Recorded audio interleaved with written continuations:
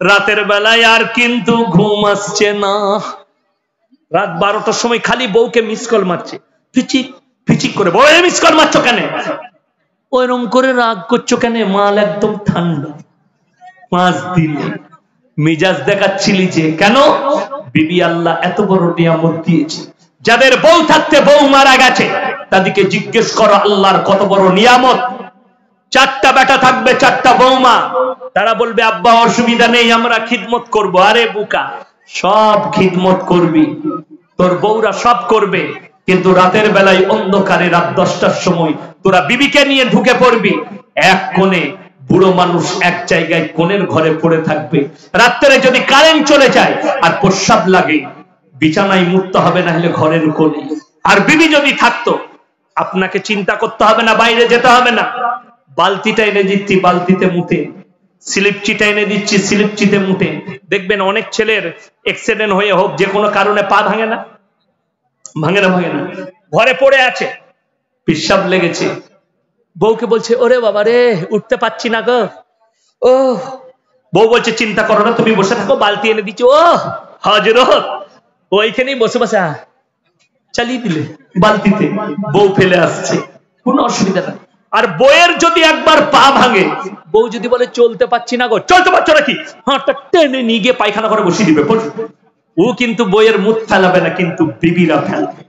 আল্লাহ স্ত্রী এত বড় নিয়ামত দিয়েছে। বুঝিয়ে দিই, আপনি আছেন লালবাগে, বাজারে গেছেন, বহরমপুরে আছেন, বউ ফোন করে বলছে হ্যালো রান্না হয়ে গেছে, তুমি খাবে না, চলে এসো।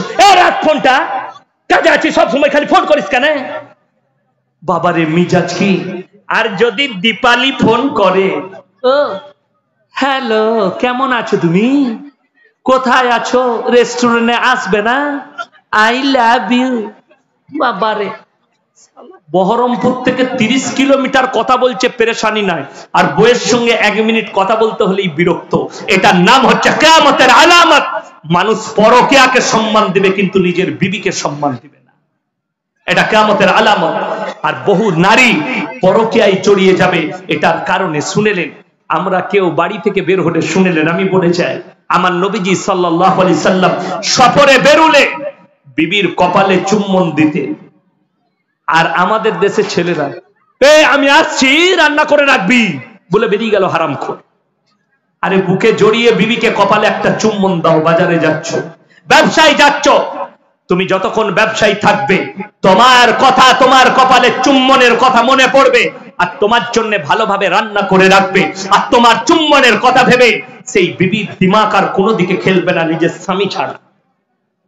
তুমি পরকীয়া করছো, তোমার বিবিকে তুমি সময় দাও না, ভালোবাসা দাও না, তোমার বিবিও পরকীয়ায় জড়িয়ে যাবে, এটা ব্রেনে রেখে দাও।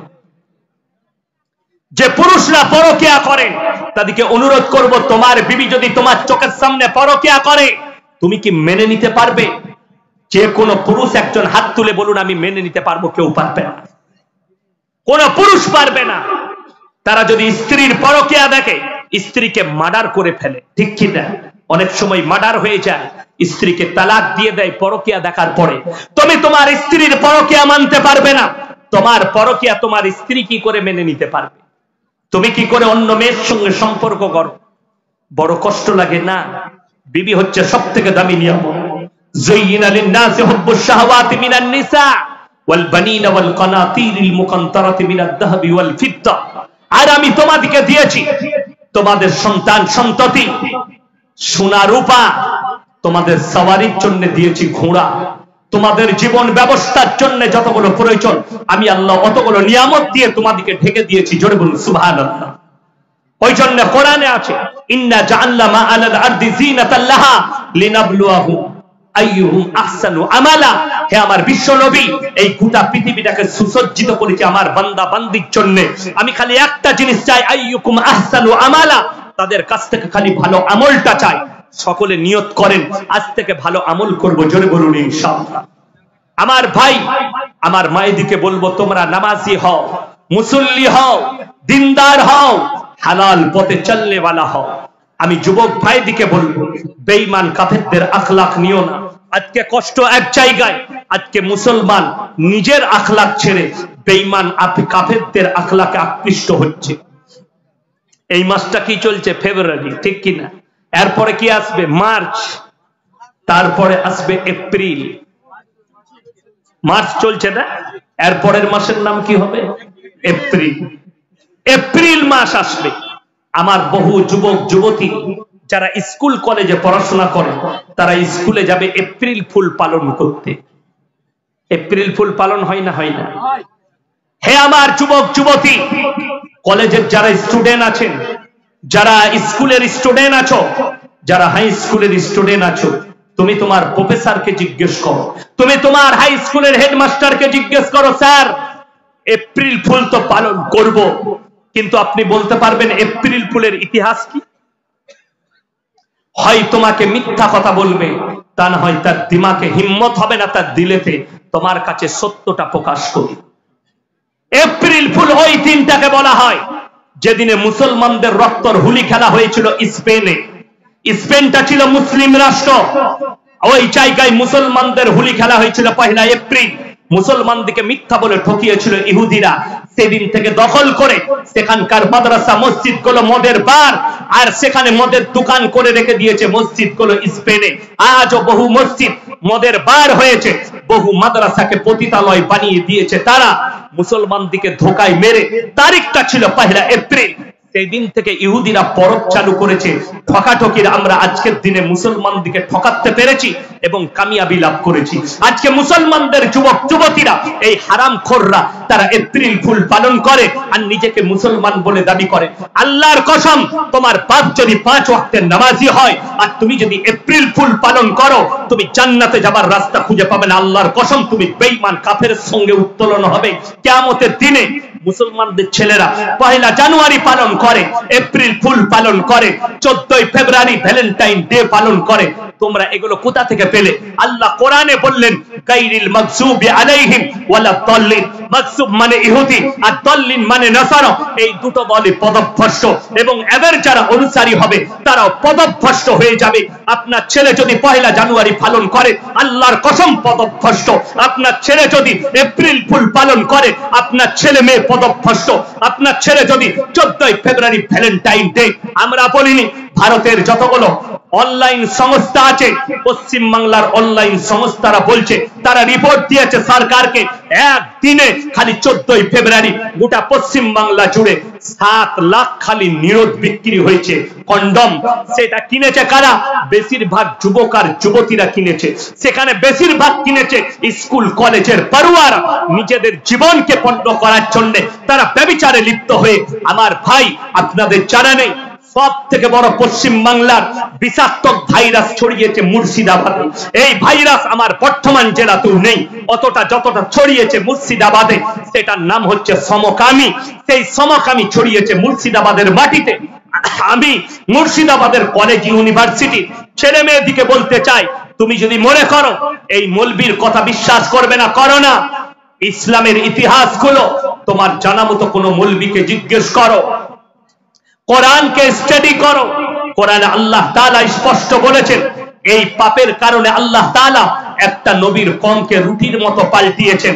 সেই নবীর নাম হচ্ছে হযরতে লূত নবী। এই পাপের কারণে তার কওমকে ধ্বংস করে দিয়েছেন, তার বিবিকে জাহান্নামী ঘোষণা করে দিয়েছেন।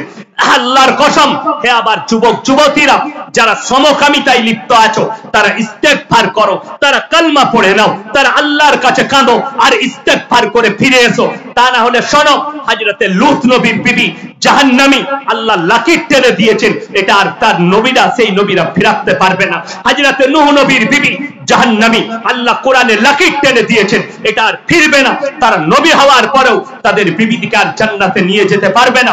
আল্লাহ জাহান্নামী ঘোষণা করে কোরআনে লাকির টেনে দিয়েছেন। আমার ভাই, আমার মায়েরা বোনেরা, যারা সমকামী হবে তারা জাহান্নামের উত্তর অধিকারী হবে। তোমরা মনে করো না এই তোমাদের পাপের কারণে গোটা মুর্শিদাবাদ জেলাকে গঙ্গার ভেতরে আল্লাহ ভরে দিতে পারেন, আটকাতে পারবে না। তোমাদের পাপের কারণে তোমাদের কওম, তোমার গ্রাম আল্লাহ গঙ্গার তলায় ভরে দিতে পারে। সমুদ্রের ঢেউটা একবারে মুর্শিদাবাদে মেরে টেনে ঢুকাতে পারেন। এই পাপে যারা লিপ্ত আছো, সেই যুবক যুবতীদিকে আমি অনুরোধ করে যাব, তোমরা সমকামী থেকে নিজেদিকে বাঁচাও, তোমরা এই ধরনের পাপ থেকে সরে এসো।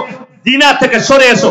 আমার আল্লাহ কোরআনে অর্ডার দিয়েছেন, ওয়ালা তাকরাবুজ জিনা ইন্নাহু কানা ফাহিশা ওয়া সাআ সাবিলা। হে আমার নবী, ব্যভিচার করা তো দূরের কথা, যে রাস্তায় ব্যভিচার হয় সে রাস্তার পাশে যাতায়াত করো না। আমি আমার যুবকদিকে বলবো, তুমি বহরমপুরে গেলে যে রাস্তায় পতিতালয় আছে সেই রাস্তায় দরকার থাকলেও যেও না, ওই দরকার অন্য জায়গায় মিটাও। যে রাস্তায় ব্যভিচার হয় সে রাস্তায় যেও না। আমি দাওয়াত দিয়েছি, আজকে আবার এই মিডিয়াদের মাধ্যমে দাওয়াত দিচ্ছি, সোনাগাছির যতগুলো মুসলিম পতিতালয়ের মেয়ে আছে আমি তাদেরকে দাওয়াত দিচ্ছি, তোমরা এসো আর কালমা পড়ো আর আমাদের মতো মৌলবীর সঙ্গে যোগাযোগ করো। আমরা তোমাদের ভালো হালাল স্বামীর ব্যবস্থা করে দেবো, হালাল লুচির ব্যবস্থা আমার আল্লাহ করে দিবেন। তোমরা ওই জায়গা থেকে পতিতালয় থেকে সরে এসো। যারা বর্তমান আর বহরমপুর আর আমাদের পশ্চিম বাংলার নয়, ভারতবর্ষের যতগুলো পতিতালয় আছে, সোনাগাছি থেকে আসানসোলের নিয়ামতপুর, নিয়ামতপুর থেকে বর্তমানের মহাজনটলি, ওখান থেকে বহরমপুরের যতগুলো নিষিদ্ধ পল্লীর মেয়ে আছে, যারা মুসলিম মা আছেন, মুসলিম বোন আছেন, আমি তাদেরকে অনুরোধ করব, এই পাপ থেকে নিজেদেরকে বার করে নিয়ে এসো। তা না হলে তোমরা জাহান্নামের সব থেকে দামি স্থলে চলবে, তোমাদেরকে আল্লাহ এমন আগুনে নিক্ষেপ করবে, আল্লাহর কসম তোমরা জান্নাতের খুশবু পর্যন্ত পাবে না এই ব্যভিচারের কারণে। তা না হলে আল্লাহ যে যৌবনটা দিয়েছে, পুরুষরা শোনো, আল্লাহ যে যৌবন দিয়েছে এই যৌবনটা তোমার স্ত্রীর জন্য আমানত, এই যৌবনটা তোমার বিবির জন্য আমানত। যারা অন্য জায়গায় খরচ করবে তাদের কাছে আমার আল্লাহ হিসেব নেবেন এবং কঠিন শাস্তি দেবেন। ওই জন্য অনুরোধ করব, প্রত্যেকটা ভাই, প্রত্যেকটা মা বোন নিজেদের ইজ্জতের হেফাজত করুন, জোরে বলুন ইনশাআল্লাহ। আমার আল্লাহ কোরআনে বলেছে, হে আমার নবী তাদেরকে বলো তারা যেন নিজেদের লজ্জা স্থানের রক্ষণাবেক্ষণ করে, তারা যেন নিজেদের ইজ্জতের হেফাজত করে। এই লজ্জা স্থানের যারা হেফাজত করতে পেরেছে আর বিবির জন্য আমানত করে রেখে দিতে পেরেছে, সেই ছেলেরা মুমিন হবে, জোরে বলুন সুবহানাল্লাহ। তুমি মুমিন। তোমার যদি শুনেলেন, আমি অর্ডার দিয়ে যাচ্ছি, আমি অর্ডার দিচ্ছি আপনাদিকে, অনেক মা বাপ আছে ছেলের বয়স হয়ে যাওয়ার পরও ইনকাম নাই বলে বিয়ে দিতে চাই না, ঠিক কি না? কথা বলেন। সেই মা বাপরা শুনেলেন, তার থেকে বড় অন্যায় কাজ আর কেউ করেনি। রুজির মালিক আল্লাহ। আমি যখন প্রথম ফারেক হওয়ার পরে মাদ্রাসায় লেগেছি, বর্ধমানে খাগড়াগড় কাণ্ড যেখানে ঘটেছিল ওখানে একটা মাদ্রাসা আছে, আমার প্রথম জীবন সেখান থেকে শুরু করেছি পড়ানো। সেই মাদ্রাসায় যখন ছিলাম, আমার জীবনের মুর্শিদাবাদের মাটিতে প্রথম জলসা সুরুলিয়া মাদ্রাসা। আমার আব্বাজির শরীর খারাপ ছিল, আমার মুর্শিদাবাদের মাটিতে অভিষেক ঘটেছে সুরুলিয়া মাদ্রাসা থেকে। আমি গর্ব করে বলছি, সুরুলিয়া মাদ্রাসায় আমার আব্বাজির শরীর খারাপ ছিল। আমার বদরুল আলম ভাই শেখুল হাদিস, উনি বললেন ইয়াসিন ভাইকে পাঠাও, ফারেক হয়ে চলে এসেছে। বললে আরে ইয়াসিন কি জলসা করবে? বললে পাঠান। আল্লাহ আমার দ্বারা বলিয়ে নিয়েছিলেন, ওইখানে দাঁড়িয়ে আমি 15টা জলসা বুক করেছিলাম মুর্শিদাবাদের মাটিতে। সেই আমার অভিষেক ঘটেছিল ওই সুরুলিয়া মাদ্রাসা থেকে, যেটা আপনাদের গৌরব। আমার ভাই আপনাদেরকে বলি, আমি যখন মাদ্রাসায় ঢুকে আমার বেতন ছিল 2000 টাকা। কত বললাম? 2000। আমার মা আমার আব্বাজি তখনই বিয়ে দিয়েছেন, 2000 টাকা বেতন। আমি চিন্তা করলাম, আমার আব্বাজিকে বললাম যে আমি 1 বছর আগে চাকরি করি। বললেন না, রুজির মালিক আল্লাহ, তুমি বিয়ে করো। সেই দিন থেকে আজ পর্যন্ত আল্লাহ আমার রুজিতে কমি দেয়নি, জোরে বলুন সুবহানাল্লাহ। তোমার ছেলের ইনকাম নেই কিংবা পড়াশোনা করছে, উপযুক্ত বয়স হলে বিবাহ দাও। বিবাহ হচ্ছে অর্ধেকটা ঈমান। সে চোখের জিনা থেকে বেঁচে যাবে, অন্তরের জিনা থেকে বেঁচে যাবে, নফসের জিনা থেকে বাঁচবে, হাতের জিনা থেকে বাঁচবে, শারীরিক ব্যভিচার থেকে বেঁচে যাবে। বহু মানুষ ছেলের ইনকাম নাই বলে বিয়ে দিতে চাই না, আর তারা খারাপ কাজ করে ফেলে। পয়সা নাই বলে মেয়ের বিয়ে দিতে চাই না। আমার মেয়ে স্কুলে পড়ছে, এখন পড়ালেখাটা করে লেখ তারপরে বিয়ে দেবো। আরে হারাম কর, তোর মেয়ে জিনায় লিপ্ত হয়ে যাবে বয়স হলে। তোর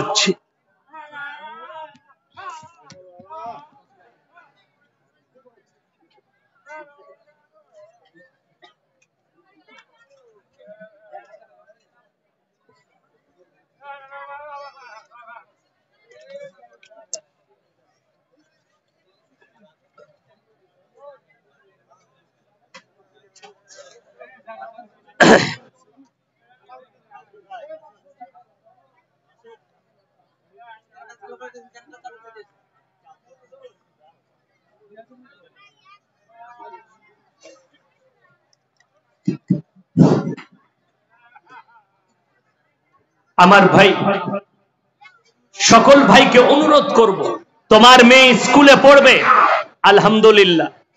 কি হলো? কোনখান থেকে? জেনারেটর থেকে? দেখুন,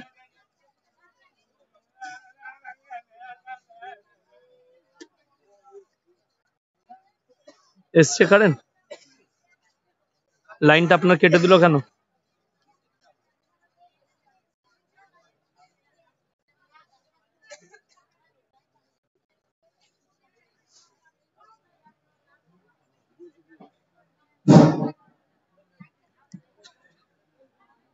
হ্যাঁ, ঠিক আছে। আমার ভাই, আপনার মেয়ে, মায়ের দিকে বলবো, আপনার মেয়ে স্কুলে পড়বে, বিয়ের পরে স্বামী যদি তাকে পড়ায় পড়াবে, আপনি শর্ত রাখবেন আমার মেয়ে চাকরি যদি পায় পড়াবে। কিন্তু শুনেলেন, আমি বলে যাই, আপনি ফতোয়া নেবেন, আপনার মেয়ে আপনার স্ত্রী চাকরি করতে পাবে ওই স্কুলে, যে স্কুলে অনলি ফর মেয়ে ছেলে আছে। যারা চাকরির লোভে বেটা বিটির বিয়ে দিয়েছ, যারা চাকরির লোভে বিটির বিয়ে দিয়েছিলে, তারা দেখো ইন্দুর মারা বিষ খাও। 1911 জনের চাকরি বাতিল, ভুয়ো শিক্ষক। 618 জনের চাকরি বাতিল হবে, ভুয়ো।